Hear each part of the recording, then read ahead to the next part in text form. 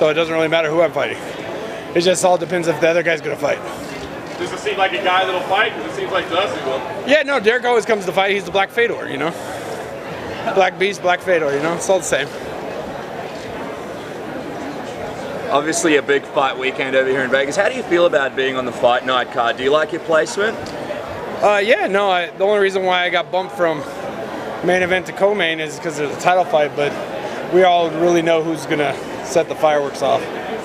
Obviously you mentioned Derrick Lewis is the Black Fedor. Tell us a little bit about your training going into this one. Did you do anything different, anything stand out in your mind about the preparation for this fight? I just trained with Maldonado, and then I just figured out how to beat him. Where's your son today? He's actually waiting to see the doctor. Oh no, is he alright?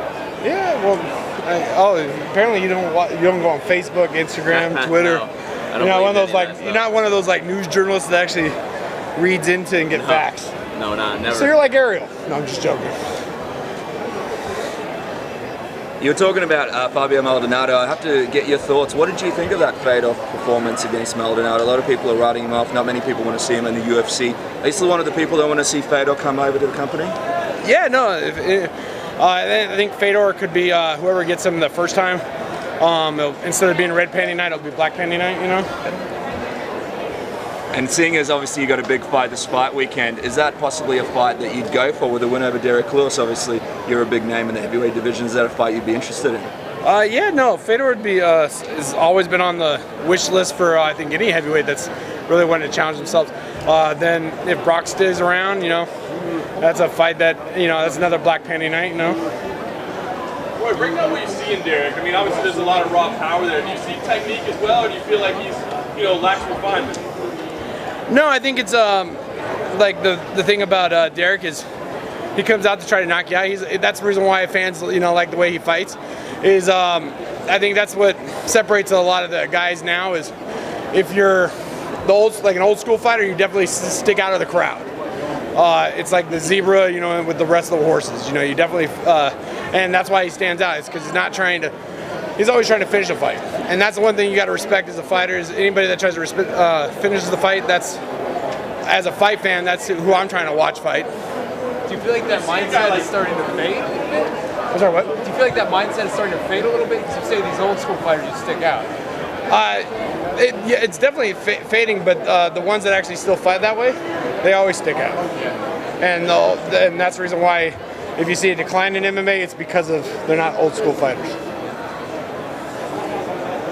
When you see a guy like that, I mean, it would seem like he has a weakness if he has ground game a little bit. You obviously are skilled there, but I know how much you like to brawl as well. So how do you break it down? Is it a thing where you want to go toe-to-toe and kind of put on a show, prove manhood, or do you feel like there's strategy to it? I think, my last fight showed that there was a lot of strategy. It was the first time I actually actually did a game plan, which was surprised enough that I actually stuck to it because I really wanted to knock his head off a lot more.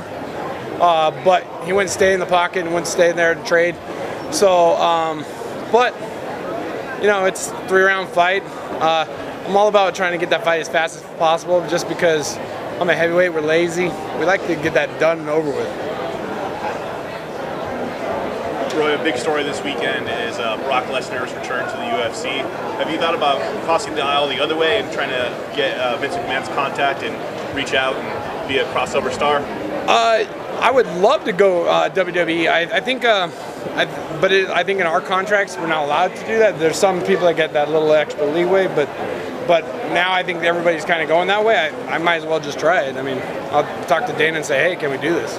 How do you see Mark Hunt versus Brock Lesnar going?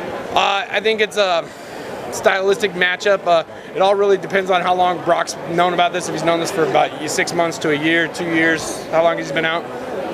Anybody? 4 years. So maybe he's been planning this for 4 years. He's like, I want Mark Hunt. I'm gonna work on it, whatever. But it's stylistically, I think if Mark puts his hands on him, I think the fight's gonna be over. But if Brock gets that, big powered, takedown, and then you got a 265-pound, probably a 275-pound man that cuts, it's a butt and a half to try to get up.